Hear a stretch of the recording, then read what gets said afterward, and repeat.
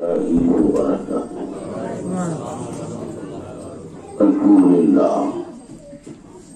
لله وكفى وسلام على عباده الذين اصطفى وعلى آله المجتبى والمرتضى أما بعد.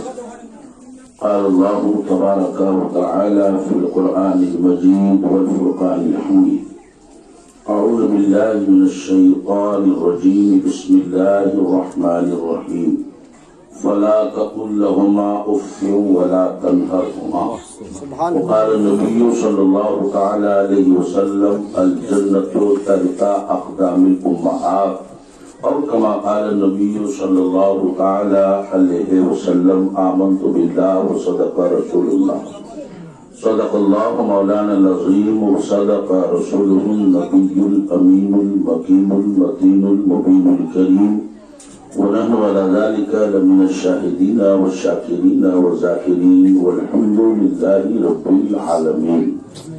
محترم بزرگوں، جیسا کہ یہ آپ کو معلوم ہے کہ ہمارے عزیز گرامی مولانا شاہد رضا نوری، ان کی والدہ محترمہ کا یہ سالانہ برسی، سالانہ فاتحہ، ایصال ثواب، مغفرت کی، بخشش کی دعا کے لیے یہ مجلس سجائی گئی ہے.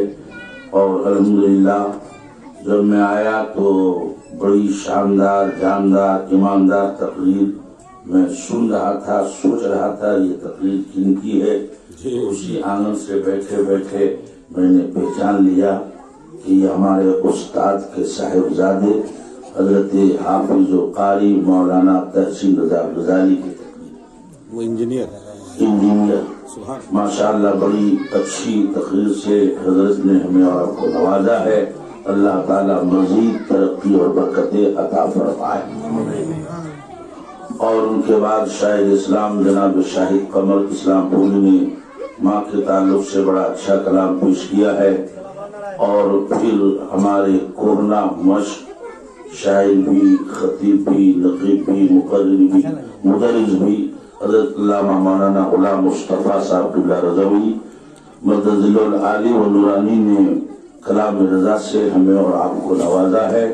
تھوڑی دیر کے لیے میں آپ کی خدمت میں حاضر ہوں. سب سے پہلے ایک مرتبہ درود شریف پڑھ لیا جائے، اور درود شریف پڑھنے سے پہلے یہ سن لیا جائے کہ جب بندہ درود پڑھتا ہے، جب امتی درود پڑھتا ہے، جب امت درود پڑھتی ہے، تو اس درود کو ایک فرشتہ تحفے کی شکل میں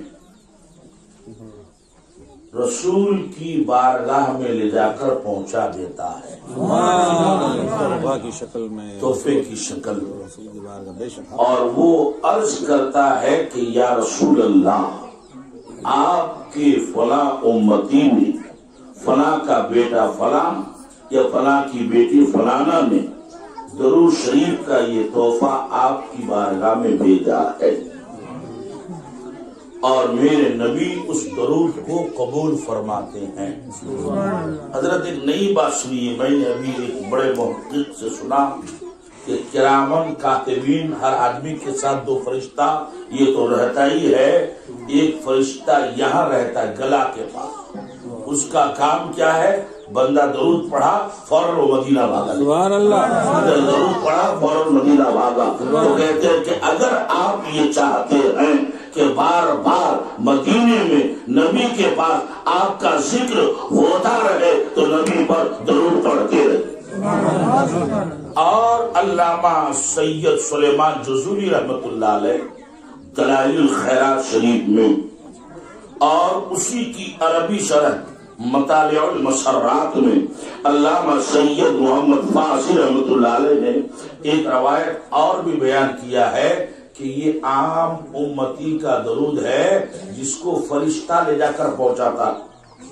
نبی نے یہ بھی ارشاد فرمایا کہ جو میرے عاشق لوگ ہیں میرے دیوانے ہیں، عاشق زار ہیں، عشق نبی میں ڈوب کر درود پڑھتے ہیں، تو پھر نبی کہتے ہیں اب فرشتے کی بھی ضرورت نہیں، میں ڈائریکٹ سن لیتا ہوں۔ چاہے پڑھنے والا مدینے کے قریب میں رہ کے پڑھے، چاہے مدینے سے دور میں پڑھے، میں قریب والے کا بھی سنتا ہوں اور دور والے کا بھی سنتا ہوں۔ اور جب اسی روایت پر امام عشق و محبت، دریائے رحمت، عظیم البرکت، مجدد دین و ملت، امام اہل سنت، مجدد میت ماضیہ و حاضرہ، امام احمد رضا خان علیہ رحمت و رضوان کی نظر پڑی ہے تو بریلی شریف کی دھرتی سے پکار اٹھے ہیں کہ دور و نزدیک کے سننے والے وہ کام، دور و نزدیک کے سننے والے وہ کام، کانے لالے کرامت پہ لاکھوں سلام۔ لہذا پورا مجمع دل کی گہرائی سے درود پاک پڑھیے، اللہم صلی علی سیدنا و مولانا محمد وبارک وسلم، صلاۃ و سلام علیک یا رسول اللہ، صلاۃ و سلام علیک یا حبیبی یا نبی اللہ صلی اللہ تعالی علیہ وسلم۔ حضرات محترم، نعتیں اور پیارے رسول کی پیاری باتیں آپ حضرات نے سن لی ہے۔ صرف ایک شعر مولانا غلام مصطفیٰ کی نظر کر رہا ہوں۔ پہلے آپ یہ دیکھیے کہ آسمان کو جب ہم لوگ دیکھتے تو لگتا کہ ادھر جا کر کے نیچے جھک گیا ہے نا، اگر ادھر دیکھیں گے لگتا ہے بلڈنگ کے پاس اور ہے نہیں، نیچے جا رہا ہے، پھر وہاں جائیے تو لگے گا کہ نہیں اور آگے پھر نیچے جھک گیا۔ اسی طرح سے آپ انڈیا نہیں پوری دنیا کا چکر لگائیے تو آپ کو لگے گا کہ دور میں جا کے آسمان جھک گیا ہے۔ تو ایک شاعر کہتا ہے کہ یہ آسمان جھکا جھکا معلوم کیوں ہوتا، یہ شعر سنیے کہ جب میرے نبی معراج میں گئے تھے آسمانوں پر تو آسمانوں نے نبی کے قدم کو چوما تھا۔ تو اتنا آپ سمجھ گئے تو شعر سنیے کہ یا رسول اللہ ایک بار تیرا نقش قدم چوم لیا تھا، ایک بار تیرا نقش قدم چوم لیا تھا، اب تک یہ فلک سجدے کے شکر کے سجدے میں جھکا ہے، اب تک یہ فلک شکر کے سجدے میں جھکا ہے۔ اسی وجہ سے آسمان جھکا جھکا معلوم ہوتا ہے۔ سبحان اللہ، کیا ہمارے نبی کی شان، کیا مرتبہ اللہ نے ہمارے نبی کو عطا فرمایا، کیا تقدس، رفعت، بلندی اللہ نے ہمارے نبی کو عطا فرمایا کہ جو مرتبہ جو مقام اپنے فضل سے اللہ نے ہمارے نبی کو دیا ہے، وہ مرتبہ وہ مقام کسی نبی کو نہ ملا ہے نہ ملے گا۔ اس لیے اعلیٰ حضرت نے کلیئر کر دیا ہے کہ سب سے اعلیٰ و اولا ہمارا نبی، سب سے بالا و والا ہمارا نبی۔ اسی نبی کا فرمان ہے الجنت تحت اقدام الامہات، جنت ماں کے قدموں کے نیچے۔ سبحان اللہ، جنت ماں کے قدموں کے نیچے ہے۔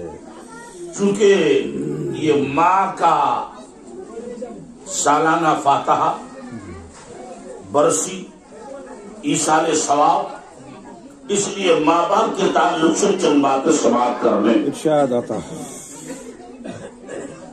قرآن عظیم میں ایک نہیں کئی ایک جگہ پر اللہ نے ماں باپ کا ذکر فرمایا ہے، صرف ایک جگہ پر نہیں، بہت سی جگہ پر۔ اور ساری آیتیں ہم کو تو یاد نہیں، ہمارے ابو صاحب کو یاد ہے۔ کئی رب نے فرمایا فلا تقل لہما اف، کہ ماں باپ کو اف بھی مت کہو، ڈانٹ کر بات کرنا، گالی دینا، مارنا یہ تو دور کی بات، اف بھی مت کہو. تو کیا کہو؟ وَقُلْ لَهُمَا قَوْلًا كَرِيمًا، ان سے نرمی سے بات کرو. اے چھوڑا، لاٹھی گان دیکھیں نا، نہیں موہن میں کار دینا نہیں ہوں تمہارا تیرا، چپ چپ رہو. دکھا دیتے ایک بار، دیکھ لو. ہاں میں ابھی برا نہیں ہو جاؤ، لاٹھی گان تمہارے آگے نہیں بولو، اور چپ چپ رہو. تو ان سے نرمی کی بات کرو. پھر اسی قرآن میں رب نے ایک جگہ فرمایا وَبِالْوَالِدَيْنِ إِحْسَانًا، ماں باپ کے ساتھ حسن سلوک کرو، اچھا برتاؤ کرو، نرمی سے پیش آؤ. اسی قرآن میں ایک جگہ رب نے فرمایا انشکروا لی وَلِوَالِدَيْ، کہ میرے بندو میں تمہارا خدا، تو میرا بندہ، میرا شکریہ ادا کرو. وَلِوَالِدَيْ، اور اپنے ماں باپ کا بھی شکریہ ادا کرو. کیوں؟ رب کہتا کہ خالق میں ہوں، مالک میں ہوں، پیدا کرنے والا میں ہوں، روزی دینے والا میں ہوں، مگر ذریعہ تمہارے ماں باپ ہیں، وسیلہ تمہارے ماں باپ ہیں. اگر ماں باپ نہ ہوتے تو تم کیسے پیدا ہوتے؟ اس لیے میرا بھی شکریہ ادا کرو اور اپنے ماں باپ کا بھی شکریہ ادا کرو. حضرات محترم، علماء فرماتے ہیں کہ ماں باپ کی دعا اولاد یعنی بال بچہ اولاد کے لیے ایسے ہی ہے جیسے پیغمبر کی دعا امت کے لیے. اب اندازہ لگائیے کہ ماں باپ کی دعا بچوں کے لیے صرف ہم جیسے گنہگاروں کو نہیں، اللہ کے جو رسول ہیں، نبی ہیں، پیغمبر ہیں، ان کو بھی ماں باپ کی دعا کی ضرورت ہے. سبحان اللہ، سبحان اللہ. پیغمبروں کو بھی. چنانچہ نبیوں کی ہسٹری جب ہم پڑھتے ہیں تو قرآن پاک کا 3 پارہ ہمیں یہ بات ملتی ہے کہ تِلْكَ الرُّسُلُ فَضَّلْنَا بَعْضَهُمْ عَلَى بَعْضٍ مِنْهُمْ مَنْ كَلَّمَ اللَّهُ وَرَفَعَ بَعْضَهُمْ دَرَجَاتٍ، کہ کچھ نبی ایسے بھی گزرے، رسول پیغمبر، کہ جنہوں نے ڈائریکٹ اللہ سے بات چیت کیا، کلام کیا. عربی میں بات چیت کرنے کو کلام کہتے ہیں، اور جو کلام کرتا ہے وہ کلیم ہے نا. وہ ڈمڈی کا وہ پگلا کلیم نہیں، کلیم کلام کرنے والا. تو کلام کرنے والے کون؟ حضرت موسیٰ علیہ السلام. سبحان اللہ. اس لیے کہا جاتا ہے موسیٰ کلیم اللہ، اللہ سے کلام کرنے والا. مگر جو حضرت موسیٰ کلام کرتے تھے، بات چیت کرتے تھے اللہ سے، تو اپنے گھر میں نہیں، مارکیٹ میں نہیں، بازار میں نہیں، ڈمٹی ہاتھ یا پھٹانی ہاتھ میں نہیں، بلکہ ایک وادی کا مطلب ایک ماٹھ میدان جس کا نام ہے وادی سینا، بیت المقدس کے پاس. اور اس میدان میں ایک چھوٹا سا پہاڑ تھا، اسی پہاڑ پہ جا کے حضرت موسیٰ اللہ سے کلام کرتے تھے. اسی لیے اس پہاڑ کا مرتبہ دنیا کے تمام پہاڑوں میں زیادہ ہے، اسی کا نام کوہ طور ہے. سبحان اللہ، سبحان اللہ. تو حضرت موسیٰ کو جب بھی اللہ سے بات کرنا ہوتا، گھر سے نکلتے، کوہ طور جاتے، اللہ سے بات چیت کر کے واپس چلے آتے. ایک دفعہ ایسے گونگی لگنا ہوئے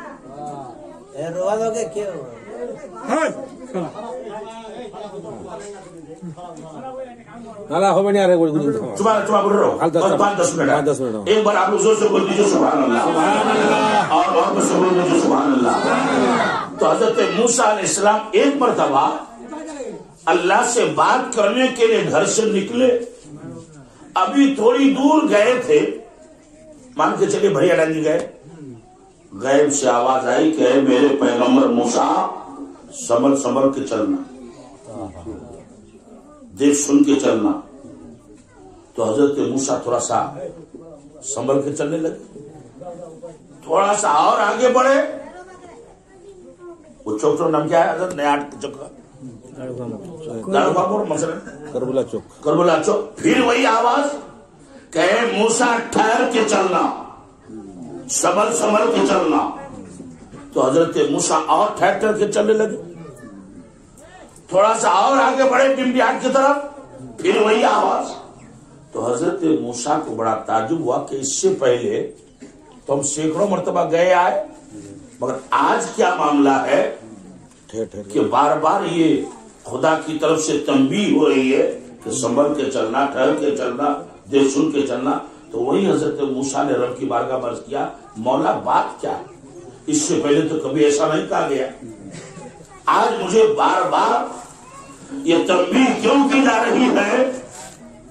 تو رب نے فرمایا کہ میرے کلیم، میرے نبی، میرے رسول، میرے پیغمبر، اے موسیٰ سن، آج سے پہلے جب بھی تم مجھ سے بات کرنے کے لیے گھر سے نکلتے تھے تو تم تو چلے آتے تھے کوہ طور. تمہارے گھر سے نکلنے کے بعد تمہاری بوڑھی ماں مصلی بچھا کر تمہارے لیے دعا مانگتی.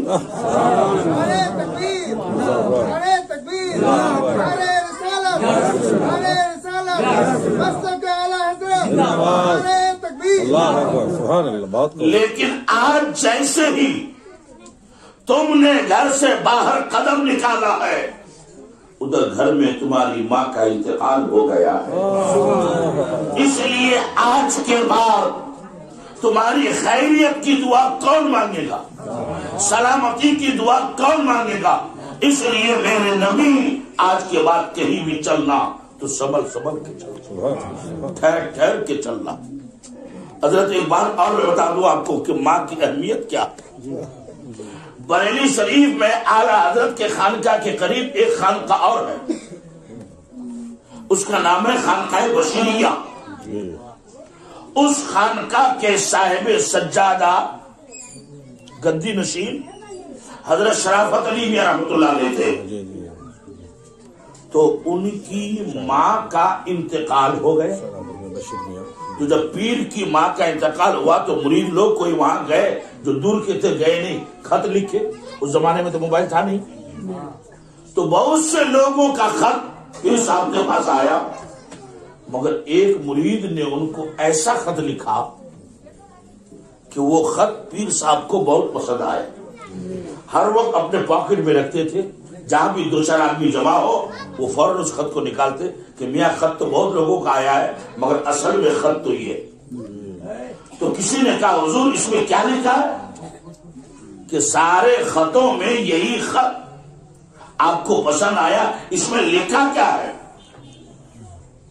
تو مرید نے یہ لکھا تھا آداب القاب سلام علیکم کے بعد کہ حضور ہم نے سنا کہ آپ کی ماں کا انتقال ہو گیا ہے، تو اب دنیا میں آپ کو حضور کہنے والے لوگ بہت ملیں گے، پیر صاحب کہنے والے بہت ملیں گے، حضرت کہنے والے لوگ بہت ملیں گے، لیکن پیار سے بیٹے کا نام بیٹا شرافت یہ کہنے والا ہمیشہ کے لیے چلا گیا. شرافت کا کر پکارنے والی آواز ہمیشہ کے لیے چلی گئی. کہا میاں خط تو اس کو کہتے. حضرات محترم ایک بات اور کلیئر طور پر سن لیں کہ جب تک آدمی غریب رہتا ہے تو اس کی پھٹانی کم ہوتی ہے، پھٹانی. اور جہاں تھوڑا پیسہ ہو گیا تب ایمن لمبا پھٹانی مار سے بہت کچھ. گجرات ہی میں ہم اپنے استاد مفتی صاحب کی بلا کے ساتھ، مفتی محسن رضا پورے علاقے کے لوگ جانتے ہیں، ہادی قوم و ملت، ان کے ساتھ ایک جلسے میں گئے. وہاں جا کے پتا چلا کہ حضرت یہ جو بلڈنگ آپ دیکھ رہے ہیں یہ بلڈنگ والا پہلے بہت غریب تھا، کشیار کا رس بیچ بیچ کر یہ پیسہ والا ہو گیا. جو گجرات میں گرمی پڑتی ہے 3 مہینہ خوب، تو گنے کا رس تو رس، پانی بھی بکتا ہے وہاں پر. لیکن جب اس کو پیسہ ہوا मकान बनाया और मकान के बगल में लेटरिन बाथरूम, क्या बोलते हैं हम सब उसको, अटैच टॉयलेट बाथरूम। लेकिन उस कमबख्त ने अपने बाल बच्चा ससुराल वाला सबको इजाजत दिया और बूढ़ी माँ को इजाजत नहीं दी। वो पहले जैसे जंगल में जाती थी, आज भी वो जंगल में जाती। कितने बड़े अफसोस की बात है कि तुम्हारे बाल बच्चे, खुद तुम उस अटैच बाथरूम को इस्तेमाल करो और तुम्हारी बूढ़ी माँ उसमें दाखिल होने का उसको कोई हक ही नहीं है। अल्लाह अकबर। क्या शरीयत ने यही बताया? क्या मुस्तफा जाने रहमत ने यही बताया? मेरे नबी का तो मामला यह है कि मदीने की सरजमीन है, मुस्तफा जाने रहमत सल्लल्लाहु अलैहि वसल्लम तशरीफ फरमा है और सहाबा का झुरमुट लगा हुआ। नबी के दीवाने, नबी के सहाबा जानिसार, और उन सब के बीच में मेरे नबी का चेहरा ऐसा रोशन मालूम होता है जैसे 14वीं रात में सितारों के बीच 14वीं का चांद। सुभान अल्लाह, सुभान अल्लाह, वाह वाह, क्या कहने। सरकार तशरीफ फरमा है सहाबा की मजलिस है और उधर सामने से एक औरत आ रही। जब वो औरत बिल्कुल करीब आ गई, 5-6 हाथ रह गया, तो उस औरत की ताजीम के लिए, स्वागत के लिए, इज्जत के लिए, वेलकम के लिए खुद मेरे नबी खड़े हो गए और उनको सामने लाकर अपनी काली कमली नूरी चादर मेरे नबी ने बदन से उतारा और जमीन पर बिछा दिया। उस औरत को उसी में बिठाया। थोड़ी देर नरमी के साथ मेरे नबी ने उनसे बातचीत की। जब वो जाने लगी तो मेरे नबी फिर खड़े हुए और जैसे मेहमान को रुखसत किया जाता है ऐसे ही कुछ दूर चलकर मेरे नबी ने उस औरत को रुखसत किया, वो चली गई। जब दोबारा वापस आए तो उस वक्त जो लोग बैठे थे, जो नबी के दीवाने, नबी के सहाबा, नबी के जानिसार, उनको बात समझ में नहीं आई कि हमारे नबी, नबियों के नबी, रसूलों के रसूल, पैगंबरों के पैगंबर, रहमतुल आलमीन, खातमुन नबीयीन, सैयदुल मुरसलीन, ताहा व यासीन, मुज़म्मिल व मुदस्सिर, नबी की ये शान कि जिस रास्ते से नबी गुजर जाए तो इंसान पत्थर जरूर पड़े, कंकर सलाम पड़े, धर्म छूट जाए, नबी इशारा कर दे उंगली का तो चांद का 2 टुकड़ा हो जाए, नबी इशारा कर दे मकाम साहबा में तो हजरत अली के लिए डूबा हुआ सूरज फिर पलट के आए, मगर वो शान वाला नबी एक औरत के लिए खड़ा हो गए। तो आखिर ये औरत कौन थी? ये कितनी इज्जत माब, इफ्फत माब, तकद्दुस माब खातून थी। आखिर ये थी कौन? एक आशिक रसूल हाथ बांधकर अदब के साथ खड़े हुए और अर्ज करने लगे, फिदा का अबी उम्मी या रसूल अल्लाह, ए अल्लाह के रसूल, आपके कदम पाक पर हमारे माँ बाप कुर्बान। आका, आप नबियों का नबी होकर एक औरत की ताज़ीम के लिए खड़े हो गए। आका, बताया जाए ये औरत कौन थी? फतबस्समा रसूलुल्लाह, तो रसूलुल्लाह ने मुस्कुराया और फरमाया, मेरे दीवानों, क्या तुम्हें मालूम नहीं कि ये मेरी माँ दाई हलीमा थी? ये मेरी माँ दाई हलीमा थी। मैं नबी होकर माँ की ताज़ीम के लिए इसलिए खड़ा हो गया ताकि क़यामत तक मेरी उम्मत को माँ बाप की इज्जत करने का सबक मिल जाए। हज़रात मोहतरम, और कितनी देर टाइम है हज़रत? उसी हिसाब से मैं शुरू करूँ और 10 मिनट है, 1:30 बजे खत्म कर दीजिए। 24 अब 5-6 मिनट है। शॉर्ट में एक बात सुन लीजिए, हर चीज का एक साइड इफेक्ट होता है। साइड इफेक्ट का मतलब कि डॉक्टर साहब ने कहा कि ये सुबह खाइएगा, एक दोपहर में, शाम को, और एक आदमी पूरा 5 टेबलेट खा लिया तो बीमारी तो खत्म। दूर के बाद ये गाल सब फूल करके पड़ा हो गया। क्या हुआ भाई? दवा रिएक्शन कर दिया। तो जब माँ बाप की दुआ में इतनी बरकत, इतनी तासीर है, तो उनकी बद्दुआ में उसका रिएक्शन भी। ये बात कान खोल कर सुनिए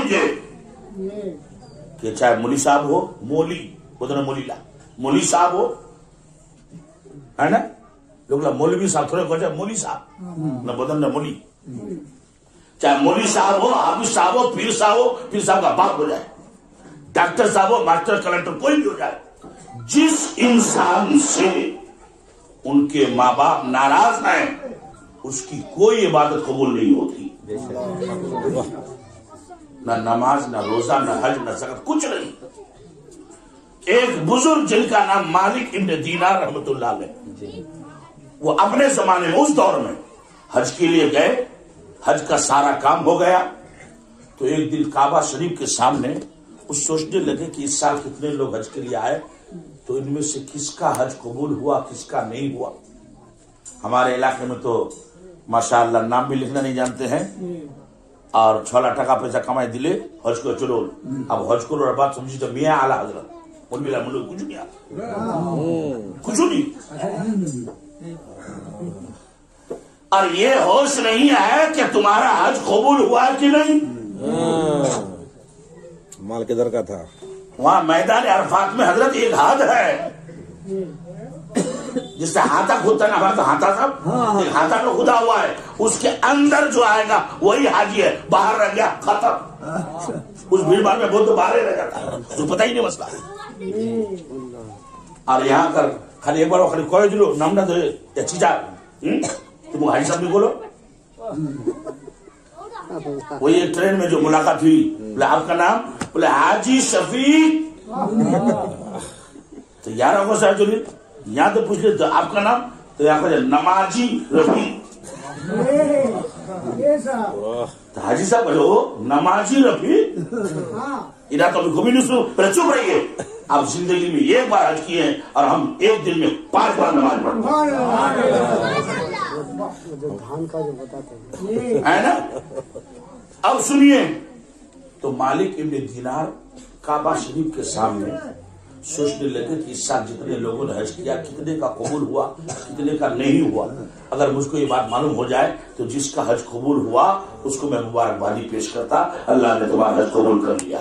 और जिसका हज कबूल नहीं हुआ उसको मैं तसल्ली देता कि भाई इस साल नहीं, अगले साल फिर हज कीजिएगा। लेकिन पहले ये बात मालूम तो हो जाए। मालिक बिन दीनार जब रात को सोए तो ख्वाब देखा, अल्लाह की तरफ से ख्वाब था कि मालिक बिन दीनार हम अपने बंदों का मालिक हैं, खालिक हैं, तुमको इस चक्कर में पड़ने की जरूरत है। लेकिन जब तुम्हारे दिल में ये ख्याल आए तो सुनो, इस साल 6 लाख हाजियों ने हज किया। ये उस दौर की बात है, अभी तो 50 लोग जाते हैं। 6 लाख हाजियों ने हज किया है, सबका हज मैंने कबूल कर लिया है। लेकिन एक आदमी जो 40 साल से हर साल कंटिन्यू बिला नागा हज करता है, मैंने उसका एक भी कबूल नहीं किया। उसकी एक नमाज कबूल नहीं, उसका एक रोजा, कोई इबादत उसकी कबूल नहीं। उसका नाम मोहम्मद इब्ने हरवन बल्खी है, जो मुल्क के खुरासान से आया। सुबह उठ करके मालिक बिन दीनार हाजियों के पास गए कि भाई खुरासान मुल्क का, जैसे हमारे मुल्क का नाम हिंदुस्तान है ना, तो खुरासान मुल्क का बल्ख शहर से आया हुआ एक हाजी मोहम्मद इब्ने हरवन है, आप लोग जानते हैं? तो उस मुल्क के जो लोग थे बोले उसको कौन नहीं जानता, वो तो बहुत बड़ा सूफी साहब है, हजर आता है। वो तो इतने बड़े नमाजी, इतने बड़े मुत्तकी परहेजगार सूफी साहब कि वो लोगों के पास रहता ही नहीं, जंगल में जाकर रहता है कि लोगों के पास रहेंगे, टाइम पास हो जाएगा बातचीत में, तो अलग इबादत करता है। तो मालिक बिन दीनार सोचने लगे कि लोग उसकी तारीफ कर रहे हैं और मैंने उसके बारे में ऐसा खब देखा है। अच्छा वो मिलेगा कहाँ? हुजूर लोगों में नहीं मिलेगा, किसी जंगल में जाकर देखिए, वो नमाज में होगा। तो मालिक बिन दीनार मक्का शरीफ के जंगल जंगल जंगल जंगल तलाश करते करते करते, कहते नहीं तलाश करने वाला को भी खुदा मिल जाता है। तो देखा एक जंगल में एक आदमी नमाज पढ़ रहा। तो मालिक बिन दीनार ने सोचा कि हो सकता यही हो। ये गए और जाके सलाम करके खड़े रहे। उसने अपनी नमाज मुकम्मल किया, सलाम फेरा दोनों तरफ, तो वालेकुम सलाम कहा। उसके बाद मालिक बिन दीनार ने गुफ्तगू शुरू किया कि क्या तुम खुरासान के हो? बोले हाँ। क्या तुम बल्ख शहर के हो? बोले हाँ। तुम्हारा नाम मोहम्मद इब्ने हरवन है? बोले हाँ। कि तुम 40 साल से लगातार हज करते हो? बोले हर साल करता हूँ। तब मालिक बिन दीनार ने कहा कि मोहम्मद बिन हरवन, तुम्हारे बारे में मैंने ख्वाब देखा, तुम्हारी कोई इबादत कबूल नहीं हुई, न नमाज, न रोजा, न हज, न ज़कात, बल्कि ये कहा गया कि तुम जहन्नमी। تو اس نے کہا حضور حج کے بعد جب حج ختم ہو جاتا ہے تو ہر سال کوئی نہ کوئی بزرگ پیر میرے بارے میں اسی ٹائپ کا خواب دیکھتا، جبکہ میں 40 سال سے لگاتار حج کرتا ہوں اور پورا سال روزہ رکھتا ہوں۔ ہم لوگ تو ایک مہینہ میں تھک جاتے ہیں، وہ کہتے ہیں کہ پورا سال۔ ایک مسئلہ سنیے کہ سال میں صرف 5 دن روزہ رکھنا منع ہے، سال میں 5 دن روزہ رکھنا حرام ہے۔ وہ 5 دن کون؟ عید کے دن یہ اور بقرعید میں 4 دن، تو 4 اور یہ 5، یہ 5 دن بندہ اللہ کا مہمان ہوتا ہے، اس لیے مہمان کو کھلایا جاتا ہے، اس سے بھوکا پیاسا نہیں رکھا جاتا۔ تو یہ 5 دن روزہ رکھنا حرام، باقی پورا سال جو بھی آدمی چاہے رکھ سکتا ہے۔ تو کہتے ہیں میں پورا سال روزہ رکھتا ہوں 5 دن چھوڑ کر، اور روزہ رکھ کر کے میں افطاری بھی نہیں کرتا ہوں کہ افطاری کے ٹائم صرف پانی پی لیتا ہوں 1 گلاس۔ 40 دن کے بعد ایک ٹائم کھانا کھاتا ہوں، رات بھر نفل پڑھتا ہوں، دن بھر روزہ رکھتا ہوں۔ تو مالک بن دینار سوچنے لگے اتنی عبادت اور الٹا بندہ جہنمی۔ تو حضرت مالک بن دینار اللہ کے بہت بڑے ولی، وہ سمجھ گئے کہ کچھ نہ کچھ کہیں نہ کہیں گڑبڑ ہے۔ ایسا تو نہیں کہ 900 چوہا کھا کے بلی حج کو چلی ہے نا، سود ماجن وہ کرے لوٹے لاٹے، پیسہ والا ہے آپ حج کرو آگے حج کو گئے یار জমি লুটে নিলে ওর ভিড়া ভাই এগুলো নিলে সুদের পর টাকা খাই আর যখন হজ করে হল লোকরা ফের পতা চলি ভাই সাহেব হয় তো पहले तो 1 मन 1.5 मन লিছিল আপনাদেরকে ভাই সাহেব আমার তো ওইকে আমাকে তো লাগবে কচ্ছে নুনু আলামিনে 1.5 मन নিয়ে হচ্ছে দিমান দোয়া হচ্ছে लेकिन এরা বাত মিনি কই বড় করবে हाजी साहब बोल रहे हैं वो। हाँ कहे दिले फिर दिमन লাগবে तो বর্ণনা করবে তাহলে মিনা হজ করে হইতা মিনি কই বড় করবে। वाह। तो मालिक बिन दीनार कहते हैं कि इब्ने हर वक्त 40 साल से तेरी ये इबादत, 40 साल पहले तुम क्या करते थे मुझे वो बता। अब तो उसके बदन में कपकपी आ गई, पसीना आ गया। कहा हुजूर मैं आपसे क्या झूठ बोलूं, 40 साल पहले जब मैं जवान था तो मैं शराब पीता था, मैं एक शराबी था और शराब के अड्डे में जाके पड़ा रहता था। एक दिन शराब पीकर नशे में मस्त शराब लोग कैसे घूमता रहता, इसी तरह मैं घर आया तो मेरी बूढ़ी माँ ने मुझको बहुत उल्टा सीधा सुनाया और मेरी माँ ने कहा कि मेरे कमबख्त बेटे आज रमजान शरीफ के महीने का चांद निकला है, बस्ती के तमाम छोटे छोटे बच्चे भी कल रोजा रखेंगे और तू मेरे घर क्या पैदा हो गया, आज भी तूने शराब पिया है। कि जब मेरी माँ ने ये कहा और मैं शराब के नशे में था तो मुझको मेरी माँ की बात अच्छी नहीं लगी, माँ को मैंने एक थप्पड़ मारा। ये है जब मैंने थप्पड़ मारा तो मेरी माँ और पकने लगी, तो मैंने उसको पकड़ के जो मेरी बीवी खाना बना रही थी चूल्हे में जाकर डाल दिया और मेरी माँ जिंदा ही जल गई, जल के कोयला। मेरी बीवी ने जब ये देखा तो मुझको जबरदस्ती पकड़ के घर के अंदर ले जाकर दरवाजा बंद कर दिया। अब रात भर मेरी माँ जलकर कोयला, मेरी बीवी बाहर रोती रही और मैं कमरे के अंदर। जब सुबह शराब का नशा खत्म हुआ तो मैंने देखा वो हमको रूम में बंद कर दिया है। तुमने कहा मेरी बीवी दरवाजा खोलो, कहा कि दरवाजा नहीं खोला जाएगा। तो क्यों नहीं खोला जाएगा, मैंने क्या किया है। तो मेरी बीवी ने कहा तुम पूछते हो क्या किया है, तुमने वो जुर्म किया है, वो जुल्म किया है कि शायद जब से दुनिया कायम है उस वक्त से लेकर आज तक किसी बेटे ने उतना बड़ा गुनाह नहीं किया है जितना तूने किया। कि मैंने क्या किया है, कि तूने अपनी माँ को जिंदा जला दिया है, इसलिए दरवाजा नहीं खोला जाएगा। तो वो कहता है कि फिर मैंने दरवाजे को लात मार के तोड़ दिया और बाहर आकर देखा कि मेरी माँ कोयला कुलिया की तरह हो गई जल। तब मुझको अफसोस हुआ, उसी वक्त मैंने एक चाकू मंगाया, पहले उस हाथ को काट दिया जिससे माँ को थप्पड़ मारा और उसी वक्त जमीन जायदाद बाल बच्चा सबको छोड़कर उसी वक्त से मैं घर से निकल गया और 40 साल हो गए तौबा करता हूँ, नमाज पढ़ता हूँ, रोजा रखता हूँ, हज करता हूँ और मेरी कोई इबादत कबूल नहीं। ये है माँ। تو یہ سن کر مالک بن دینار وہ کہتے ہیں کہ منحوس، تو اپنی ماں کا قاتل ہے، تو نے خود ماں کو مرڈر کر دیا ہے، میں تم سے دور بھاگتا ہوں کہ تمہاری وجہ سے اللہ کا عذاب مجھ پر بھی نازل نہ ہو جائے۔ یہ کہہ کر کے مالک بن دینار واپس چلے آئے، مگر وہ بندہ مایوس نہیں ہوا۔ لا تقنطوا من رحمت اللہ، وہ پھر نماز شروع کر دی۔ مالک بن دینار گھر آئے، گھر سے مراد مکہ میں جا ٹھہرے تھے وہ۔ اس رات کو اس نے خواب دیکھا کہ مدینے سے رحمت للعالمین تشریف لائے، آقا کریم صلی اللہ علیہ وسلم تشریف لائے ہیں۔ سرکار اعلی حضرت فرماتے ہیں فریاد امتی جو کرے حال زار میں، ممکن نہیں کہ خیر بشر کو خبر نہ ہو۔ سرکار تشریف لائے، مالک بن دینار خواب میں دیکھ رہے ہیں، اور میرے نبی نے فرمایا کہ اے مالک بن دینار، میرے امتی کو اللہ کی رحمت سے مایوس مت کرو، تم صبح ابن حرون کے پاس جانا اور اس سے میرا سلام کہہ دینا۔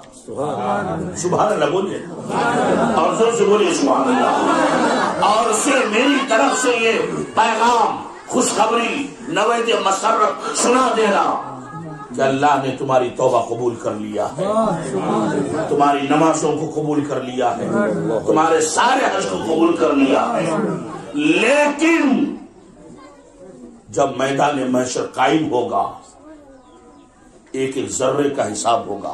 فَمَن يَعْمَلْ مِثْقَالَ ذَرَّةٍ خَيْرًا يَرَهُ وَمَن يَعْمَلْ مِثْقَالَ ذَرَّةٍ شَرًّا يَرَهُ، جو ایک ذرہ برابر نیکی کیا ہے اس کو اس کا فائدہ ملے گا۔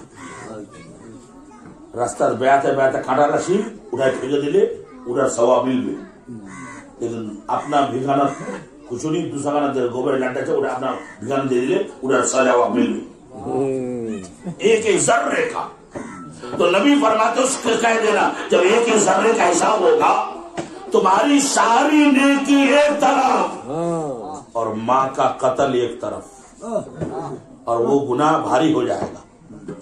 اسی گناہ کی وجہ سے فرشتے تم کو جہنم میں لے جا کر ڈال دیں گے، 3 دن تک تم کو جلنا پڑے گا، لیکن 3 دن کے بعد تمہاری وہی بوڑھی ماں جس کو تم نے زندہ جلا دیا تھا اس کو پتا چلے گا کہ میرا لال، میرا نور نظر، میرا لخت جگر، میرا بیٹا جہنم کی آگ میں چل رہا ہے۔ تو وہ بوڑھی ماں رو رو کر خدا کی بارگاہ میں عرض کرے گی مولا میرے بیٹے نے جو بھی کیا ہے مگر میرا بیٹا ہے، 9 مہینے تک میں نے پیٹ میں پالا ہے، 2 سال تک اپنے خون کو دودھ کی شکل میں جو پلایا ہے، میں نے اس کی پرورش کی ہے، تعلیم دیا ہے، تربیت دیا ہے، مولا کچھ بھی صحیح میرا بیٹا ہے، میں اپنے بیٹے کو جہنم کی آگ میں جلتے ہوئے نہیں دیکھ سکتی، مولا میں اپنے بیٹے کو معاف کر دیتی ہوں، میں اپنے بیٹے کو معاف کر دیتی ہوں، میں اپنے بیٹے کو معاف کر دیتی ہوں۔ پھر تمہاری ماں کی دعا کی برکت سے